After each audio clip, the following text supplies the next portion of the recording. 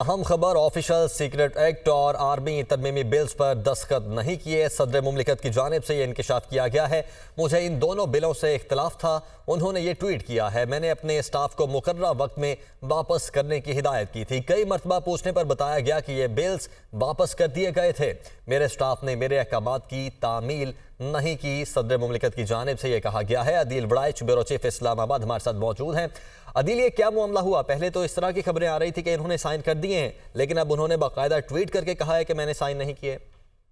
جی، صدر نے انکشاف کیا ہے کہ ان کے اسٹاف نے ان کی ول کو اور ان کی کمانڈ کو انڈرمائن کیا ہے۔ انہوں نے کہا کہ میرا ڈس ایگریمنٹ تھا ان دونوں بلوں کے حوالے سے، اور ان دونوں بلوں کے حوالے سے میں نے اپنے اسٹاف کو کہا کہ انہیں بغیر دستخط شدہ واپس بھجوا دیا جائے، لیکن انہوں نے یہ انکشاف کیا ہے کہ انہیں آج معلوم ہوا کہ یہ بل واپس نہیں بھجوائے گئے۔ انہوں نے کہا کہ اللہ اس چیز کا گواہ ہے کہ میں نے ان دونوں بلوں پر دستخط نہیں کیے، اور انہوں نے کہا کہ اللہ تعالیٰ سب کچھ جانتا ہے، وہ معاف فرمائے گا، مگر میں ان سے معافی مانگتا ہوں جو ان بلوں سے متاثر ہوں گے۔ تو صدر کے اس ٹویٹ سے ایک چیز واضح ہو رہی ہے کہ اگرچہ انہوں نے اس پر دستخط نہیں کیے جس کا وہ کہہ رہے ہیں کہ اللہ گواہ ہے، لیکن ان کے اسٹاف کی جانب سے واپس نہ بھجوائے جانے کی وجہ سے یہ بل ایک جو پروسیس ہے اس کے تحت اب قانون بننے کے مرحلے میں جا چکے ہیں، اور اس حوالے سے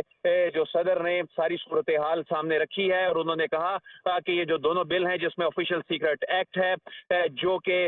پہلے قومی اسمبلی سینٹ اور اس میں پھر ترامیم کے بعد پھر قومی اسمبلی میں گیا، اور 7 اگست کو منظور ہونے کے بعد یہ صدر کے پاس بھجوایا گیا تھا۔ 10 دن کا وقت تھا آئین کے آرٹیکل 75 کے تحت۔ ان 10 روز کے اندر صدر نے اس پہ سائن کرنے تھے یا واپس بھجوایا جانا تھا۔ وہ چونکہ واپس نہیں بھجوایا گیا اور اس میں ایک بڑا آئینی پیچیدگی پیدا ہو گئی، اور اس پر جو کچھ دستاویزات جو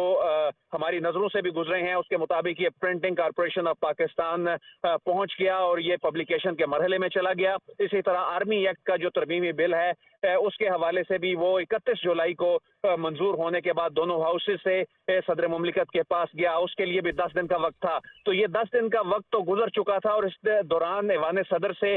کوئی اعلامیہ جاری نہیں ہوا، کیونکہ عام طور پہ دیکھا گیا ہے کہ جب پارلیمنٹ سے بل منظور ہوتے ہیں تو ایوان صدر جو ہے اس کے بعد 10 روز کے اندر اندر اعلامیہ جاری کر کے بتاتا ہے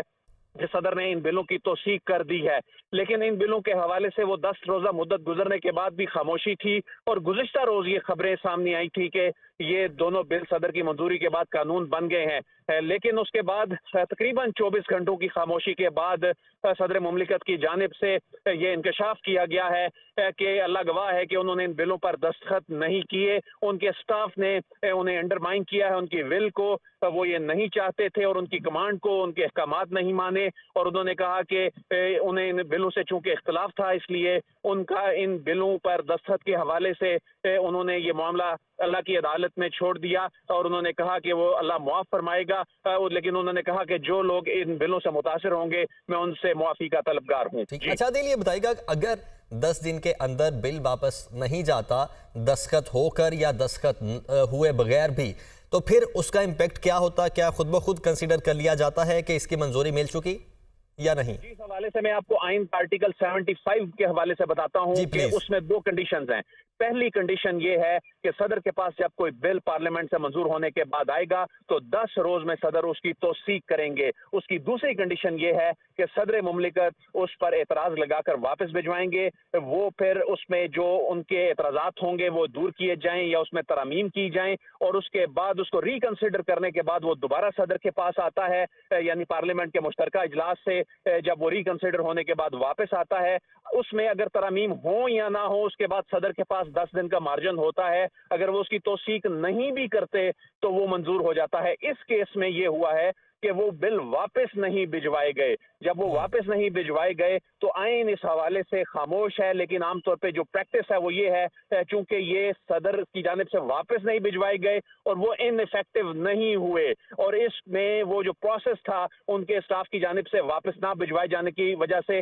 وہ پرنٹنگ کارپوریشن آف پاکستان میں، گزٹ آف پاکستان میں وہ پبلش ہونے کے لیے چلا گیا اور ایک قانون کی حیثیت اختیار کر لی، اور یہی وجہ ہے کہ اس پر صدر نے اپنی بے بسی کا اظہار کیا किया और उन्होंने कहा कि उनके दस्तखत ना करने की वजह से भी ये चूंकि एक कानून की शक्ल इख्तियार कर गया है जिस पर वो उन्होंने उन लोगों से मुआफ़ी मांगी जो इससे अफेक्ट हो सकते हैं, तो ये आइन के आर्टिकल 75 के तहत ये दोनों कंडीशन की बजाय ये जो तीसरी कंडीशन सामने आई, आमतौर पे ऐसा होता नहीं है, आमतौर पे ऐसा देखा नहीं गया, लेकिन चूंकि इस हवाले से आइन कानून खामोश है और उन्होंने वो वापस नहीं भिजवाया तो इन्होंने कानून की शक्ल इख्तियार कर ली। एक बड़ी कंट्रोवर्सी पैदा हो गई है।